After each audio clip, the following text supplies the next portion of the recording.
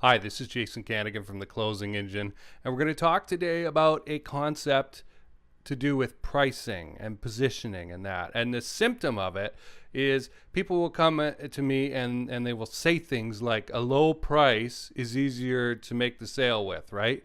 And that is wrong. Wrong. And we're going to talk about several reasons why it's wrong and what you can do differently to get a better result for you and your business. Okay, it's not just about making sales. It's about having a better buyer experience, having a better outcome.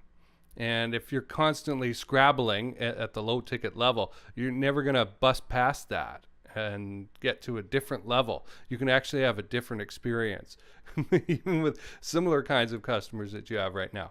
So let's talk about what a low price means. A low price means different things to different people.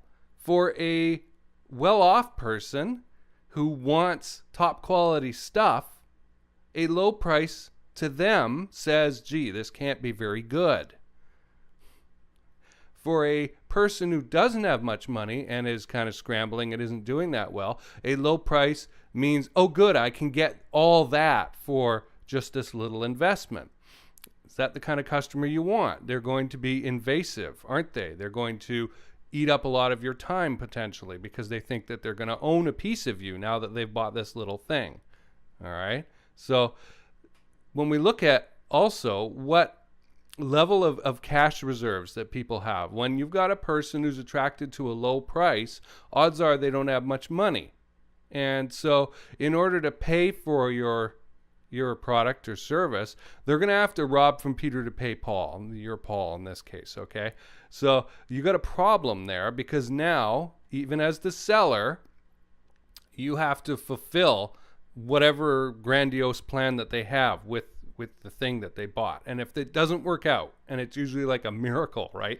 Like they have to use whatever you gave them to make $1 zillion today, right? If it doesn't work out, they're going to refund. You're going to have problems. And that's going to tie up your time. Is that worth it for a low ticket sale? No, not really, right? I would rather not put myself at the risk of having to do that. And I've been in that situation too, where especially when I go and do like a holiday discount, a special offer on a sales training program, and there'll always be that one guy who comes in and goes, oh yeah, I'm going to get this. It's on sale. I know it's worth more than that. And then they don't use it. Or they'll come back and want a refund and say, well, it didn't motivate me. It's not my job to motivate you. It's your job to use the tool. Like it's just a tool. It's just a tool. So when, again, we're talking about here the idea that people have that is wrong, that a low price means easier to sell. It does not.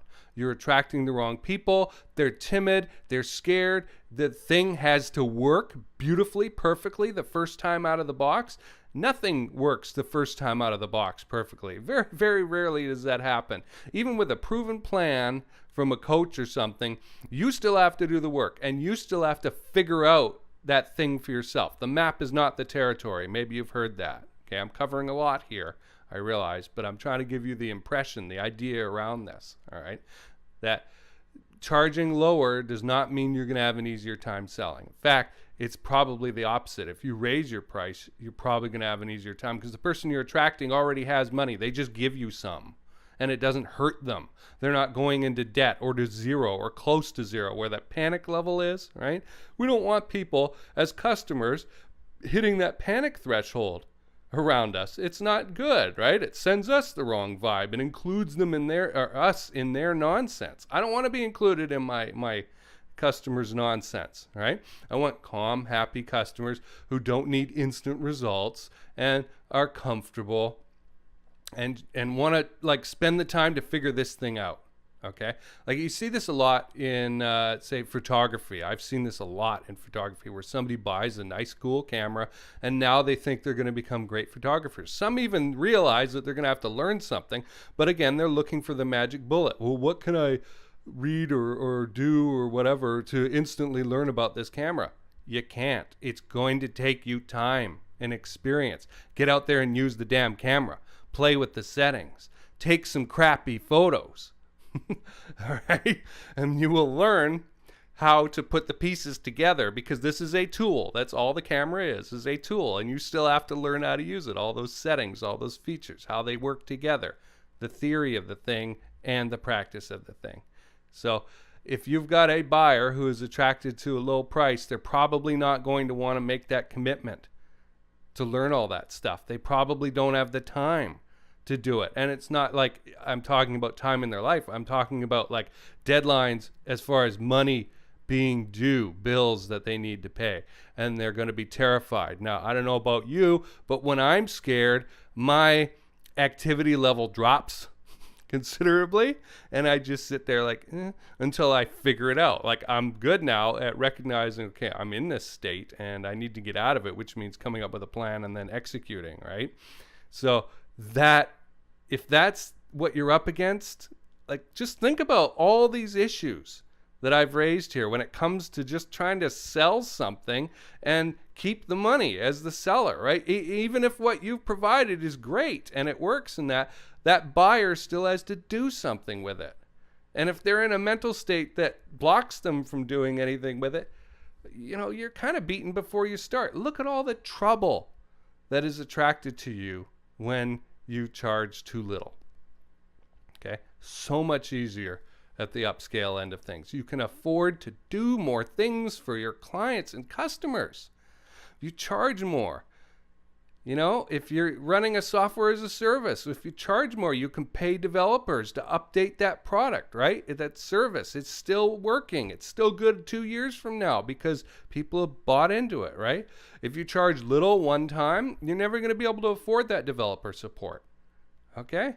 So if you charge more in a coaching program, you can bring in an outside expert, right? Frank Kern will bring in an outside Facebook expert. He knows he's not the genius when it comes to Facebook ads, so he gets somebody who is, and he can afford to pay them for their time with the money that he has collected from his high-ticket buyers. That's smart.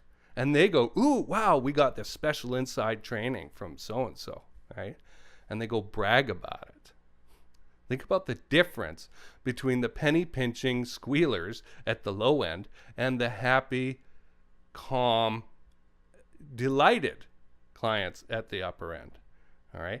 And finally, I'm going to wrap this up. When it comes to differentiation, it's so much easier to differentiate yourself at the high-ticket end of things than at the low-ticket. Because what you're doing as you drive the price down is you are driving yourself into the commodity realm. I mean, you can't afford to be much different than your competition, can you? If you're not charging a whole lot. What bells and whistles can you add to the thing? How can you have a USP? It doesn't work. All right? So just keep all this stuff. I hope it gels for you in mind when you're thinking about pricing. And just because maybe a scaredy cat group of people is saying to you, oh, we can't afford it, or any higher than this much a month is too much, and that. Remember, you get to choose your target market. You don't have to live with that. You can go, that's fine. You're that market segment. I choose not to deal with that. I'm going to go upscale, or I'm going to go to serious B2B where they value things like ongoing support and the ability to use the thing that they buy a year from now, right? And that it's not junk that goes to the graveyard or the junkyard, 6 months from now.